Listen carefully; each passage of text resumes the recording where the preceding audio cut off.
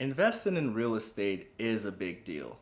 The money involved can serve as a discouragement to people who aren't millionaires. The average person is unable to afford a property to invest in real estate, especially in a place like Canada. So, what can he or she do instead? Watch this video to find out. Hey there, welcome to my channel. If you're new here, I'd like you to subscribe, and if you've been here before, thanks for coming back. Today, we'll be discussing real estate investment trusts, also known as REITs, as in REITs. So REITs are a type of fund invested in income-producing real estate assets. It was created by a U.S. congressman in 1960 to help the average people who don't have enough money to invest in real estate for themselves. The government then wanted to give every person in America the right to own property, and that was not possible because many people back then didn't have enough money to invest in these assets on their own. However, a man named Thomas J. Broyhill, who was a cousin to a congressman at the time, created the first REIT ever, American Realty Trust. From there, the movement spread, and now at least 39 countries of the world have people investing consistently in REITs of all kinds and categories. So REITs give people the opportunity to own or finance properties such as houses and offices, and it works similarly to the stock market. The shareholders can own shares of this income investment and earn dividends from sales from time to time. They don't have to leave their houses to do any work whatsoever. All they have to do is just give money and purchase the REIT. There are two categories of REITs, and they are equity REITs and mortgage REITs. Equity REITs are a type of REIT that allow people to own shares from a wide range of properties such as offices, shopping centers, and hotels. They do not own residential property, instead they derive revenue from renting out those properties. Before you invest in this type of REIT, you have to be careful because of any shutdown of commercial activities can and will affect your shares and in turn your dividends. Statistics show that those invested in this type of REIT lost a lot of money in 2020 during the pandemic as a result of the lockdown. The second type of REIT is the mortgage REIT. This kind of REIT finances both residential and commercial property.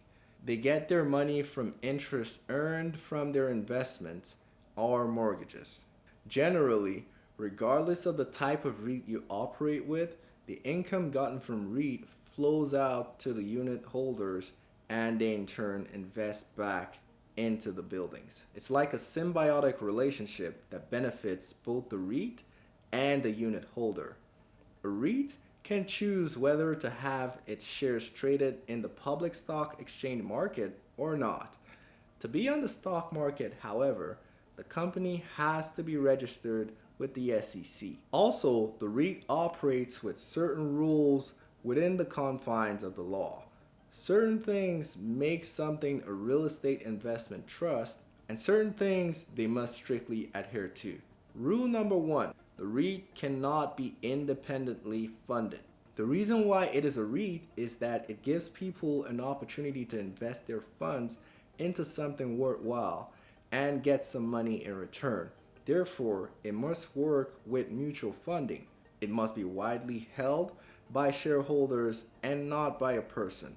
Rule number 2, it must own and finance its real estate. So whoever wants to start a REIT must be ready to bear the brunt of the cost at first before people begin to invest.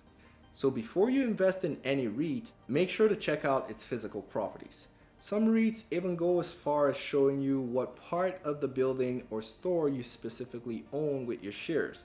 So, why should you invest in REITs? First of all, you don't need a lot of capital when it gets to REITs. Many REITs operate with shares as low as $1 to $10, making it possible for people to invest. Also, REITs don't have to pay taxes as an entity. If they've been registered with the government and verified as a REIT, the corporation will not be given taxes. This is why REITs pay the highest dividend income to their shareholders. Another reason why REITs are the best investments to make is that you can easily sell your shares and withdraw your cash from the investments. On these platforms, you can put up your shares for sale and have someone buy them and pay you your money at once. Now, generally, REITs are best for long-term investments. This is because they experience dips at times and it could lead to a loss. However, they always rise at the end. You just have to be patient. So, when investing in REITs, have it in mind to be there long enough to see your shares dip and rise afterwards. One disadvantage of REITs, however, is that even though the REITs are not taxed by the government, your dividends will be taxed. Again, REITs don't grow all that much, but this is because they give out as much as they receive, so there's little left for the corporation to invest in their growth. Now, I hope you enjoyed this video. If you did, don't forget to leave a like and subscribe to the channel if you haven't. You could also click the notification bell so you never miss a video that I post, and I would see you definitely in my next video.